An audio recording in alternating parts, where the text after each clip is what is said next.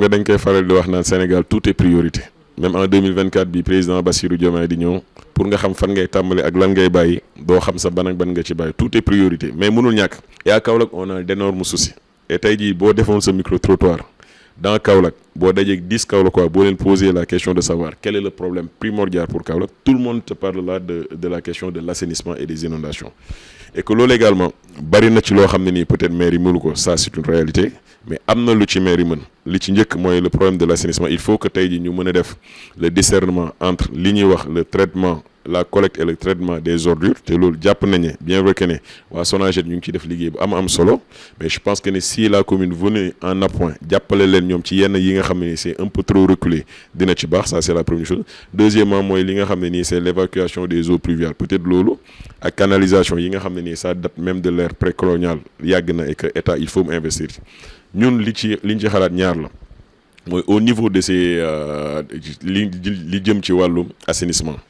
bon il faut que la mairie s'investisse davantage ci li ñuy tuddee la pré-campagne pluviale mooy avant que nawet di jot le curage et la fermeture des canaux à ciel ouvert il faut que mu nekk la priorité absolue pour la ma ne ko pour la commune. Deuxièmement li nekk ordure à Kaolack il faut qu'on arrête de penser que ni ñu koy traiter ak ni ñu koy defee nii mën na jeexal problème bi ñun dañoo gëm que ni il faut qu'il y ait une usine de traitement de collecte et de transformation des ordures au niveau de Kaolack avec des investisseurs moo nekk ay investisseurs locaux wala mu nekk ay investisseurs internationaux ou étrangers pour au moins mettre à la disposition un foncier qui permet l'installation de cette usine-là mais ñu mën am ay facilités avec l'État ba nga xam ne ni tey jii lépp luy et ce travail-là on l'a déjà commencé alors ce qu'on a même pu trouver comme résultat daf ñu xaw a bett mooy que usines yi nga xam ne ni tey jii ñoom liñ soxla ci mbalit en réalité Kaolack produire ko donc tey jii bu ñu demoon bay installer une telle usine au niveau de la commune de Kaolack non seulement li fi nekk ci mbalit yëpp ci Kaolack usine boobu dina ko mën a traiter mais pour mu mën a gagner de l'argent il faudrait même que muy dem di jëli ji mbalit dans les autres communes environnantes donc doon nañu permettre d'une part ñu mën a régler le problème des ordures au niveau de la commune de Kaolack mais doon nañu permettre même ñu mën a dimbale dans le cadre de l'intercommunalité yeneen communes yi nga xam ne nii ñu ngi dend ak ñoom ça c'est la première chose. La deuxième chose qui nous tient vraiment à cœur c'est la salinisation des sols boo ko waxee beaucoup te diront que ne en réalité loolu peut-être bokk na ci compétence mairie wala bokk ci mais man damaa jàpp que ni lépp loo xam ne nii soxlay Kaolackois la lépp loo xam ne nii ça menace le bien-être des Kaolackois ça doit être pris en charge par la commune que la mairie mène des recherches c'est-à-dire que ne à Kaolack on a des cadres on a d'excellents professeurs les climatologues des géographes des environnementalistes essayer au moins de commander une recherche qui nous permettra de dire que ne avancer sel bi nii lan mooy raison yi première et comment on fait maintenant pour lutter ça si on a maintenant les résultats qui nous disent que ne peut-être c'est la cueillette c'est la recherche du sel yi nga xam ne ni ay étrangers ay firmes étrangères ñoo ko yor fii nii au niveau de Kaolack moo continuer di faire avancer le sel il faudra à un moment donné qu'on mette un terme à cette exploitation excessive qui menace aujourd'hui nii les habitations au niveau de Kaolack. La deuxième chose li nga xam ne nii moo ñu mën a dimbali également en termes d'assainissement et en termes aussi de problème environnemental ñëpp xam nañ ne Kaolack tàngoor gi fi nekk à un moment donné pour qu'on puisse mettre un terme à ça il faudrait qu'il y ait une très grande campagne de reboisement jëmbat garab. La divagation des animaux domestiques dans le périmètre communal il faudra qu'on y mette un terme. danañ ci waxtaan ak ñi nga xam ne ay éleveurs lañ danañ ci waxtaan ak ki nga xam ne ni c'est le représentant de l'État mooy le préfet mais qu'on puisse aujourd'hui mettre un terme à la divagation des animaux ñi nga xam ne nag dañuy mandaani di jógee peut-être ci àll bi di bëgg a jaar Kaolack pour mën a yóbbu seen ay jur dinañ leen tracer benn trajet boo xam ne benn trajectoire boo xam ne ils seront encadrés ba lépp luy xar lu ñu war a jaay yi lépp luy bëy wala lépp luy nag mais il n'est plus question que ñuy bàyyi aussi notre paysage xar yi di ko yàq bëy di yàq ça c'est la deuxième raison. La troisième aussi mooy li nga xam ne nii ñun ñëpp dañ ko seetlu Kaolack mooy que on a une jeunesse qui est là ñu ngi wut liggéey mais xale buy wut liggéey rek il a besoin aussi d'un divertissement tu sors aujourd'hui à Kaolack yaa ak sa famille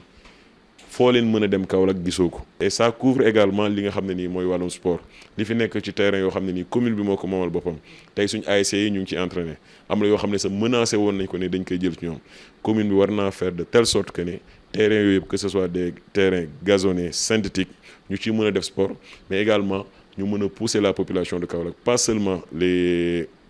les jeunes mais les personnes de troisième âge pour lépp loo xam ne ni dans la pratique du sport là et dans le domaine du numérique également parce que on a vu que au niveau des écoles bien vrai que ne xale yi ñu ngi dem di jàngi mais quand tu les compares ak ñi nga xam ne ils sont dans les autres communes surtout vers Dakar Thiès et Saint-Louis ak boo leen comparer ak ñi nga xam ne aujourd'hui ils sont à l'étranger tu vois que ne la population les jeunes écoliers de Kaolack ils ont quand même un retard par rapport ak ñi nga xam ne nii seen ay morom la ñu nekk ci école yi mais day tàmbali d'abord sax ci école yii may tudd boo fa duggee parce que ñun ñi ci bëri en tant que Kaolackois li ñuy yóbbu tey ci école yi mooy dimanche jot ñu war a dem voter ji mais boo duggee dans les écoles primaires de Kaolack da ngay ruus da ngay am gàcca table banc yi baaxul y a pas de reboisement y a rien qui est fait pour la récréation des enfants et loolu bokk na ci domaine de compétence bi nga xam ne nii ci maire yi la bokk. je pense que ne surtout zone bii ñu nekk li ko dalee Fass Cheikh Tidiane jëlee ko Coofak ñaari mbir moo ci am bi ci njëkk mooy y a eu des coupures d'eau maanaam ndox toog nañ fi lu mat 3 jours 4 jours amu fi et rôle bi ci Pastef Kaolack def peut-être siwul peut-être loolu la ñuy reprocher on ne communique pas là-dessus je pense que les responsables de cellule bu Fass Cheikh Tidiane ñu koy Abdou Thiam moom moo alerté le député également Roqi Ndiaye alerté et que le ministre de l'assainissement ñëw et ils ont fait le travail nécessaire pour tey jii permettre que ni loolu problème boobu noonu jeex na mais y a un problème qui est beaucoup plus structurel te dañ ciy waxtaan aussi ak population yi mooy tey jii boo demee ci zone yu mel ni Fass Cheikh Tidiane ba tey nga xam ne nii seen digganteeg Medina Baye matul 30 mètres am na kër yoo xam ne ba léegi mënuñu am branchement SDE pourquoi parce que maire bi deful lotissement bi pour ñu mën a jël seen ay papiers déposer ko pour mën a am branchement et loolu cri de cœur la leneen li aussi on interpelle l'État on interpelle le ministre de l'hydraulique ci jafe-jafe yi nga xam ne ni souvent ñu ngi koy remonter ñu mën ci am des solutions durables ba problème eau bii ñuy am ñàkk ndox bi am ci gox bi ñu mën ko dépasser ba population yi aussi di mën a am ndox saa suñu ko bëggee ak quantité bi nga xam ne moom lañ soxla bu soobee yàlla. liñ gëm fondamentalement c'est-à-dire que là on ne parle pas de questions politiques politiciennes dañoo gëm que ne Kaolack doit bénéficier d'un plan d'investissement spécial. yàlla daf maa dimbaleel week-end dernier dama dem Sédhiou mais bi ma visité Sédhiou j'ai trouvé que ne Sédhiou mi nga xam ne nii 2008 lañ ko créé comme région est une région 10 fois plus moderne qu'une région comme Kaolack Kaffrine bii nga xam ne nii ci suñu ay flanc lañ ko créé boo fa demee tey au niveau du centre de la commune de Kaffrine est 10 fois plus moderne que Kaolack et loolu mairie bu Kaffrine defaru ko mairie bu Sédhiou defu ko État dans sa politique moom moo décidé que ne yenn régions yi dina fa investir en masse donc tey jii nii Kaolack est en retard par rapport ak régions yi nga xam ne nii ñoom la tollal doole donc au-delà de la mairie au-delà du conseil départemental nous appelons les plus hautes autorités du pays qu'il s'agisse du président de la République et du premier ministre pour demander à ce que Kaolack en termes d'investissement en termes d'urbanisation en termes d'assainissement en termes de création d'emplois en termes de création d'infrastructures routières que Kaolack puisse bénéficier d'un plan spécial boo xam ne duñ ko bokk ak keneen. Je pense que ça s'est passé ci période Ramadan bi laa génne def déclaration officielle comme quoi que je suis candidat pour les prochaines élections locales au niveau de la mairie de Kaolack donc raisons yi nag bari na raisons yi bi ci jiitu njëkk mooy c'est d'abord ay raisons politiques la pour des questions de logique politique yoon la que ñi nga xam ne nii ñoo bokk Pastef Kaolack ñi nga xam ne sont les cadres du parti puissent briguer la mairie de Kaolack pour apporter ces changements-là loolu mooy première raison la deuxième raison également c'est que projet bi nga xam ne ni au niveau national mooy Sénégal Vision Sénégal 2050 bi nga xam ne ni tey jii mooy le référentiel des politiques publiques pour les 25 prochaines années dafa war a nekk en adéquation ak politique locale yi nga xam ne ni ñu ngi koy mener au niveau des collectivités territoriales léegi nag pour permettre que maires yi pour permettre que départements yi mën a comprendre cette jonction-là qui doit exister entre politique yi ñuy mener au niveau national ak politique yi ñuy mener au niveau local je pense que il est opportun que cadre yi nga xam ne ñoo xalaat pour mën a initier référentiel de politique publique boobu ëllëg si biir à partir de 2027 ñu mën a nekk ñi nga xam ne nii ñoo koy mettre en œuvre au niveau local. La troisième raison elle est beaucoup plus personnelle c'est que yàlla dafa def man doomu Kaolack la je suis né à Kaolack j'ai grandi à Kaolack. jafe-jafe yi nga xam ne nii population Kaolack ñu ngi koy dund dama mës a yàgg di ko dundandoo ak ñoom et que ñu yaakaar que ne humblement mën nañoo apporter des améliorations dans la vie des Kaolackois yàlla mën nañoo dimbale jafe-jafe yi nga xam ne Kaolackois yi ñu ngi koy jàmbat depuis maintenant 20 ans 30 ans ci suñu cadre parti d'abord mais en faisant le plus grand rassemblement possible ñëpp ñi nga xam ne nii Kaolack intéresse na te ñu bokk ci faire le même diagnostic que ne cette localité là cette commune là li ko manqué dafa bari trop et que am nañ ci ay solutions yu ñu bëgg a proposer Kaolackois pour mën a ëllëg si biir dindi jafe-jafe yooyu dans la commune de Kaolack. Donc faisant lecture de tous ces paramètres là que je viens de citer, j'ai pensé ak ñi nga xam ne ni ñoom laa nekk di àndal waxtaan ak ñoom à l'intérieur du parti d'abord tàmbalee ko ci ñëpp ñi nga xam ne ni ay responsables membres du bureau lañ waxtaan également ak ñi nga xam ne ni ay responsables de cellule lañ bokk ci section communale bi bañ defee préalable yooyu yëpp nag ba pare ci leen jàpp que ne jot na ñu mën a génn waxtaan ak Kaolackois yi mais également foofu peut-être dinaa ci sànni xel ñenn ñi ak ñi nga xam ne nii seen candidature ëllëg wekkuñ ko teguñ ko ci lenn lu dul mooy Pastef bañ am candidat. Donc ma candidature c'est également un message pour dire que ni incha allah élection locale yi ñu jëm Pastef Kaolack dina am candidat. En fait je veux juste que ça soit très clair pour tout le monde candidature bi may porter elle n'est pas destinée en faveur d'une autre personne, elle n'est pas destinée contre une autre personne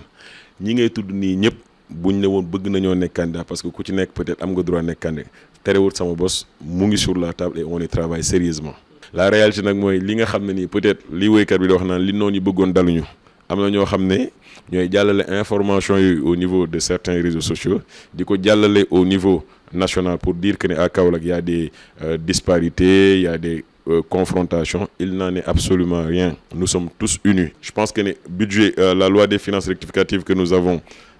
voté dernièrement, ça le montre. Ce que nous avons fait en termes d'investissement, liñ fi def, il n'y a aucun État qui l'a fait avant nous. Liñ fi def ci wàllu wàññi dund gi ici au Sénégal, il n'y a pas un gouvernement qui l'a fait au bout de 15 mois. ci période jubbanti lañ toll jubbanti mooy lan mooy lépp loo xam ne nii jaarul woon yoon te ña ko fi tegoon teguñ ko woon dara que sur des bases politiques et clientélistes ñu fexe loolu yëpp nuñ ko seppee ba tegaat ko ci yoon te bés buñ ko tegaatee ci yoon même ñi nga xam ne ni ils ont été victimes de ça parce que dañoo amoon un profit indu bés bu ñu tegoowaatee ci yoon bi ñoom seen wàll bopp dinañ gëm que ne bu ñu liggéeyee ci réew mi ni war nañ fi mën a tedd et actuellement on est sur cette phase là et lu coow li bëri en tout cas man j'invite cet état là ce gouvernement là à rester sur cette ligne là parce que c'est cette ligne là moo tax Sénégalais yi faroon leen. C'est une question qui revient souvent que c'est la première fois dans l'histoire politique du Sénégal que ñu mettre en place un gouvernement te y a pas un Kaolackois en réalité deux jàngat laa ci am la première chose déggoo leen kenn ci waa Pastef génn dénoncer que ne lii du yoon li ko waral mooy